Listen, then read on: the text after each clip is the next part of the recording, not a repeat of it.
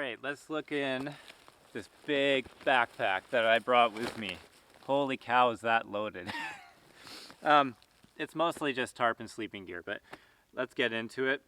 It's got a little pouch on the side. We'll go through that after we go through the inside. So this is a Mountain Smith 60-liter bag. It's great for multi-day hiking. You can fit a lot of stuff in it.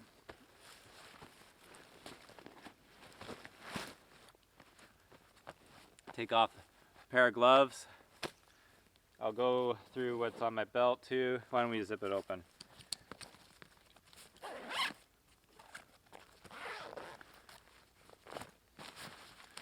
A little umbrella, kid's umbrella to protect the camera from rain just in case, because filming in the rain really sucks and I don't like getting my camera gear wet. I have some rain gear, there's some pants, rain gear, spare clothes to layer up. I got a one Tigris tarp here. It's a pretty reasonable sized tarp. I forget the exact dimensions. It's like a 10 by 10 or roughly around that. Camera gear. This will also be like the bear bag, food bag type of thing. I have another tarp. This is another pretty big tarp. This is just like from Midland Tools. This is like a 10 by 12 or something. So I can kind of do a 2 tarp shelter system today, so I don't have to get soaked. I got a sleeping bag. Its comfort level is 10 degrees, limit is 0 degrees, and extreme is -10. So it might be a little light for tonight. It's supposed to get down to like 1 degree maybe. I have one of those car reflector things for summer that will be going underneath my sleeping system. I have a lightweight, this is a Trekology ultra lightweight sleeping mat. I like it because it's very small, but it doesn't provide too much comfort or insulation, hence this guy here. Knee pad. My major cutting tool, one of my major cutting tools is the Condor Pack Go Lock. No axe today, we're going to be using a large knife. Just to have fun. Because you're allowed to have fun when you go bushcrafting. I have a book back here. Beyond Good and Evil, Friedrich Nietzsche, some philosophy. Small book that I don't care about particularly, so that's why it fits. Silky Zubat, my favorite bushcraft saw. I believe it's better than the Boreal 21. I did own that, and I gave it away to a subscriber that recognized me. Side pockets. This is cordage. We got jute twine, paracord, and another kind of cordage in there for the tarps, building the system.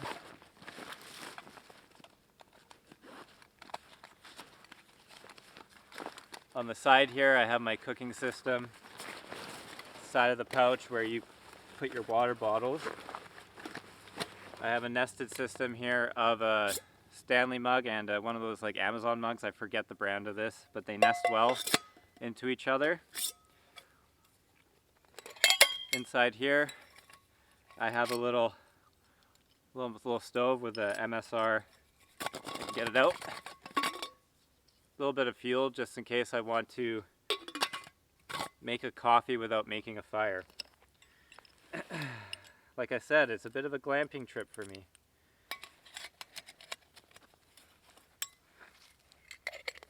This all nests very nicely together. I very much like this setup. I don't have a water bottle with me, but there's a little bit of water source very close by. And I do have, that's the lid to the other one. I do have a life straw on me, so I can just use the life straw. In here I have, wallet keys like a normal person. a little possibles pouch with electrical tape to tape the kid's umbrella if I have to. Toilet paper so I don't have to use moss. Little flashlight. This is a ThruNite T1. Really like this flashlight. Super compact. You can like clip it on your hat, which I don't have a hat today, but it's a great flashlight. 2 little fire starters, dollar store, and a little headlamp. Life straw. This is just a towel so I can wipe my hands when I'm filming, or yeah, wipe dirt off. This goes with the Silky to clip onto my belt. Emergency survival kit. Cheap Coughlin's whistle and compass thermometer. That's that. Up top, I really like this bag when you want to bring a lot of gear. You can fit a lot of gear. I do have a bear spray. I don't know why I'm not wearing it. A banana. Food. And another light. This is an O-light. What is it? It's a Warrior X Pro. I forget the names of all of these things. This is a really cool flashlight. I dig it a lot. Highly recommend it. Yeah, that's it. In here's my food pouch. If you want to see what I end up cooking up, just watch the video instead of watching the gear video. That's it. Officially emptied the bag out for you. Now my gear is all over the place and I'll have to deal with it now. I'll quickly go over my cutting tools. I brought with me my modified Rat 3. This is like a GearBest tech lock that came off a GearBest knife that I didn't like and didn't review. This also came off the knife. It's a fire starter. Ferro rod that clips onto the Kydex sheaths, which is a cool little package.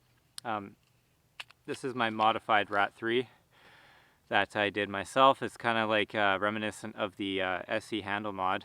I took out the choil. Beautiful. I shortened the handle. So I used the paracord on the end of where, you know, the last screw is.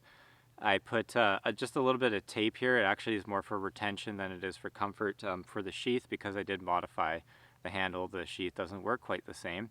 But yeah, you can get a full, easy, comfortable grip now on this Rat 3.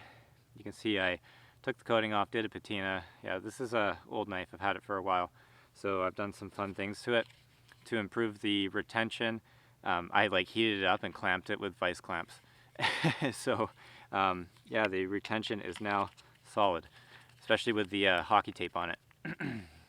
This is a great little belt knife now, and it will work perfectly with the other big cutting tool here, which is the Condor Pack Gold Lock. Nice leather sheath. I had to restore this because it was super rusty, because I've just been abusing it basically. But I also did like a handle mod where I filed grooves in the handle and did a little burn pattern on it to give it some grip when it's wet, because this handle's pretty slick. I did it on this side too. Got a little pinky lanyard on the back. You can actually two-hand this guy like an axe, and you know, put the pinky lanyard on and you can chop like an axe.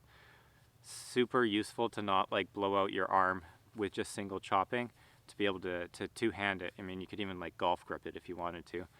I filed down the back side here a bit because the shape didn't quite work well for batoning. So I lost some weight, but it batons better now, and I gave it a bit more of a point. Yeah, it's good to have a point on a knife. It's a good chopper, long knife. Forget how long it is exactly. I filed a little sharpening choil in here and rounded off the metal here, so when you choke up, it's not like biting into your hand too much. Fun. It's a fun tool. It's nice to use other tools than just, you know, your standard hatchet and stuff, just to have a bit of differenceness in the bushcraft. So along with the Silky Zubat, can do a lot of work with these three tools. They complement each other well, and this, you know, this weighs about the same as my Haltifor's like Haltan hunting axe or whatever you want to call it. I can't remember the exact name, but it's pretty much the same weight as carrying the hatchet, so not really losing too much. So here's my beautiful mess of all the gear that I brought with me. It's going to be a fun trip for me and a more comfortable one than I'm normally used to, so I'm excited to get building now. So go watch the real video of me using it.